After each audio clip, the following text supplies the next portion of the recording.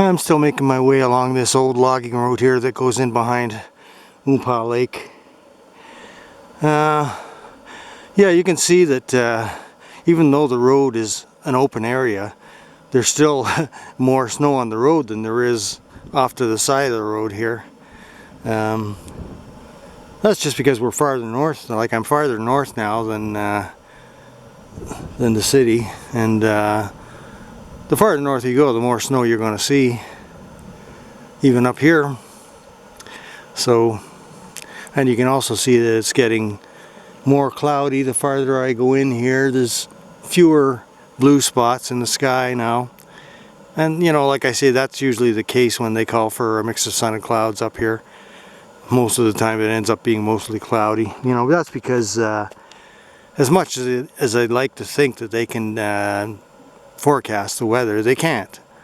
And by the same token, they can't forecast this virus. It's part of nature.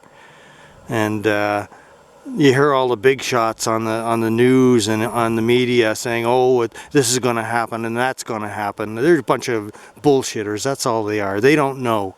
The only reason they're saying this and that is to try to control people. That's what it's all about right now, the government trying to control people. And even the media, they'll get in on the whole thing too, because it makes good news. It's all about control. Anyways, you know, people will follow along like sheep, like they always do here in Canada especially. Down in the States is not so easy. I mean, Trump knows that if he takes a wrong step and the civilians don't like it, they will definitely do something about it. Not like up here in Canada. We are laid back, and, you know, we'll let the government get away with anything until we realize that we've dug ourselves into a hole we can't get out of, you know. And that's when all of a sudden people will wake up and say, wait a minute now, this is not supposed to be like this.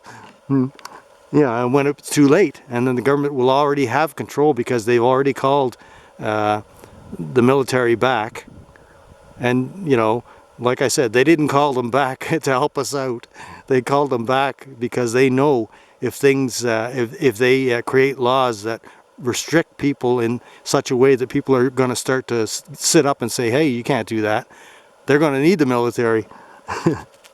So, yeah. Well, all I can do is sit back up here and just be amazed at how it's all going down, you know. I see it coming, and I saw it coming a long time ago. And, yeah, it's crazy. I mean, like I said, I'm glad I don't live in a city anymore. I mean, I hate cities anyways. I always did, even when I lived down there, but I had to work. So, and my job was in the city, so I had to go into the city, even though I lived outside the city. But, boy, I'm so glad I don't live down there now. You know, what a crazy world we live in. Yeah. Anyways, let's keep going.